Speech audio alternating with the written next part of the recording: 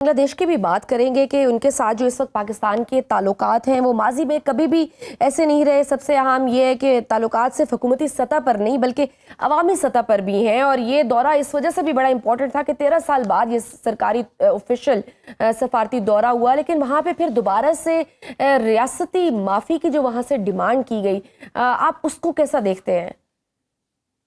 دیکھیے, بنگلہ دیش میں جو بنیادی ان کا سینٹیمنٹ ہے نا, وہ تو بہرحال پاکستان کے ساتھ خیر سگالی کا ہے, لیکن ہندوستان کے پروپیگنڈے کی وجہ سے اور شیخ حسینہ اور اس کی پارٹی عوامی لیگ کے پروپیگنڈا کی وجہ سے یہ سوال بار بار اٹھتا ہے. وہاں پہ یہ سوال اٹھایا جاتا ہے بار بار جان بوجھ کے, حالانکہ ان کو پتہ ہے اس بات کا کہ پاکستان نے 2008-2002 میں جناب مشرف نے ریگریٹ کیا, اس سے پہلے 1998 میں نواز شریف صاحب بطور پرائم منسٹر کیا, اس سے پہلے 1974 میں باقاعدہ ایگریمنٹ ہوا جس میں لکھا ہوا ہے کہ لیٹ بائی گونز بی بائی گونز, یعنی ختم ہو گیا تھا معاملہ.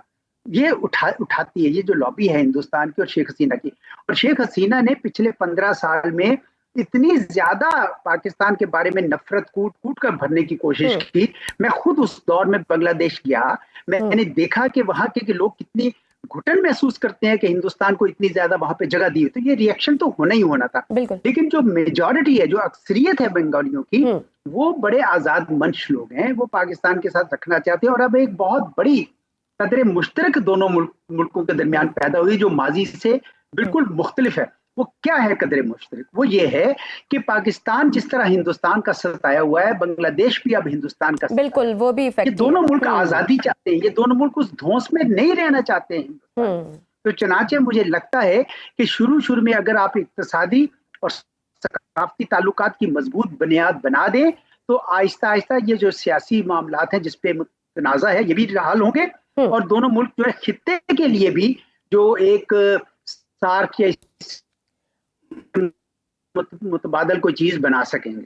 اور اچھے سفارتی لیول پہ سر اکانومی کے حساب سے بھی اگر ہم دیکھیں بڑے اچھے معاہدے اور معاملات طے پا سکتے ہیں جو دونوں ممالک کے لیے بہترین ثابت ہو سکتے ہیں.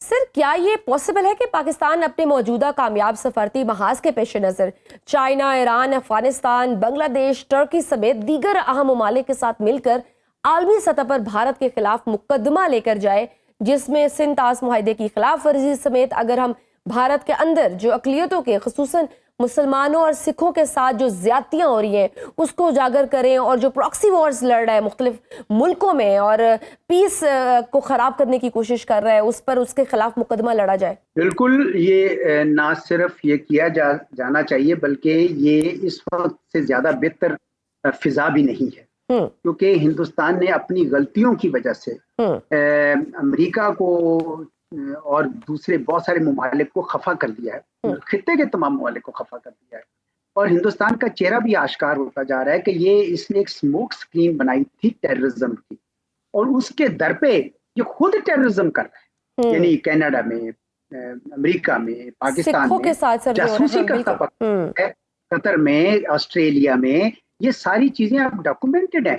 اور یہ بھی پتا ہے کہ میں نے خود اپنی ایک کتاب ابھی لکھی ہے, وہ اگلے مہینے شائع ہو رہی ہے, اس میں نے تحقیق کی ہے کہ کس طرح جتنے دہشت گردی کا الزام انہوں نے پاکستان پہ لگایا تھا, تقریباً 70% ایسے کیسز تھے جو ہندوستان کے اندر سے ان کے داخلی عناصر شامل تھے اس میں, جبکہ پاکستان پہ الزام لگایا. اب وہ پتہ تو چلتا تھا 13-14 سال بعد, لیکن وہ نیریٹو بن گیا ہوتا تھا پاکستان کے خلاف. تو چنانچہ اب ہمارا فرض ہے کہ ہم اب آواز اٹھائیں, کتابیں لکھیں, وہاں جا کے اپنا میڈیا کا بڑا کردار ہے یہ بھی اس میں دنیا کو بتائے, تھنک ٹینکس کا بڑا کردار ہے.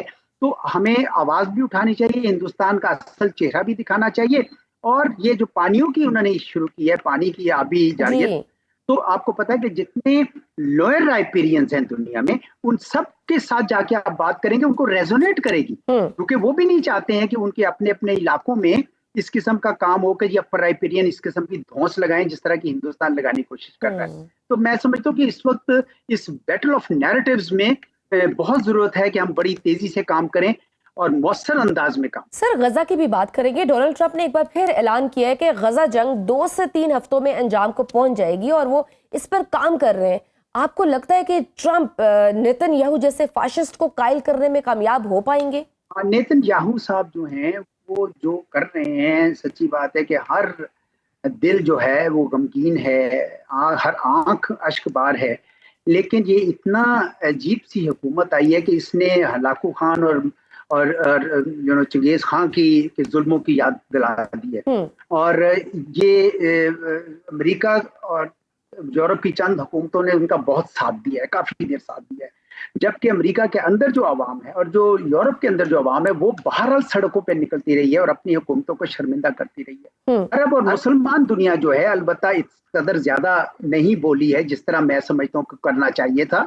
अब वो मिले हैं जद्दा में, उन्होंने ठीक है कंडेम किया है इसराइल के जो ग्रेटर इसराइल का जो प्लान अभी नेतन्याहू साहब ने अनाउंस किया है उसको बड़ी तेजी से बड़ी जोरदार तरीके से मुस्तरद तो किया है, लेकिन कुछ एक्शन लेने पड़ेंगे उनके खिलाफ। इसराइल के साथ हर किस्म के ताल्लुकात खत्म करने पड़ेंगे, सफारत खाने जिन्होंने बनाए वो भी खत्म करें। नेतन्याहू साहब इस वक्त वॉर क्रिमिनल हैं और वो इसीलिए जंग जारी रखे हुए हैं क्योंकि अदरवाइज उनके अपने मुल्क के अंदर जो है वो पकड़े जाएंगे बिल्कुल। तो अब मेरा ख्याल है उन्होंने अपने जवाल की जो इब्तिदा है वो कर दी है ये ग्रेटर इसराइल का प्लान अनाउंस करके, क्योंकि इससे तो सारे मुल्क जो हैं जिनको वो अब उनकी अपनी जद में लाना चाहते हैं वो सारे अब उसके खिलाफ होंगे। तो अगर डोनाल्ड ट्रंप साहब कहते हैं कि मैं करवा दूंगा, जंग बंद करवा दूंगा, यकीनन करवा सकता है अमेरिका, क्यों नहीं करवा सकता। अगर अमेरिका की इमदाद बंद हो जाए तो इसराइल तो 4 दिन नहीं चला सकेगा अपने आप को। तो ये अमेरिका के हाथ में। क्या डोनाल्ड ट्रंप सारी कांग्रेस को मुतफिक कर सकेंगे, अमेरिका में जूश लॉबी को ओवर पार कर सकेंगे, ये मुझे नहीं पता, लेकिन अगर कर दें तो ये बहुत अच्छा होगा। लेकिन सर जैसे अभी रिसेंटली हमने देखा है कि ऑस्ट्रेलिया जैसा मुल्क जो अमूमी तौर पर कभी किसी मुतनाज़ मामलात में नजर नहीं आता, उसने ईरानी सफीर को मुल्क बदर कर दिया है ये कह करके ये यहूदियों के कातिल हैं। क्या ये बाकायदा इसराइल के हक और मुखालिफ में जो आलमी धरेबंदी का आगाज नहीं है? क्योंकि कल ही इसराइल ने धमकी लगाई थी कि यूरोप और दीगर ममालिक को इसराइल और हमास में से चूज करना पड़ेगा। जी जी जी बिल्कुल सही कह रही हैं आप।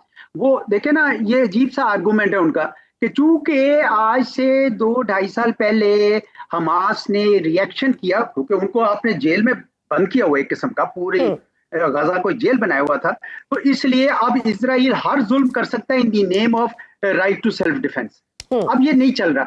मैं अभी आर्टिकल पढ़ रहा था, टॉम फ्रीडमैन रेगुलर लिखते हैं न्यूयॉर्क टाइम्स में, पूरी दुनिया में कॉलम जाता है उनका, तो वो कह रहे थे कि इजराइल जो है एक पराया स्टेट बनती जा रही है। यानी ठीक है वो उन्होंने जो इजराइलियों को मारा उसके जवाब में आपने उनकी तमाम लीडरशिप खत्म कर दी, लेकिन अब आप इस हद तक आगे चलते जा रहे हैं कि अस्पतालों के ऊपर बॉम्बिंग करें।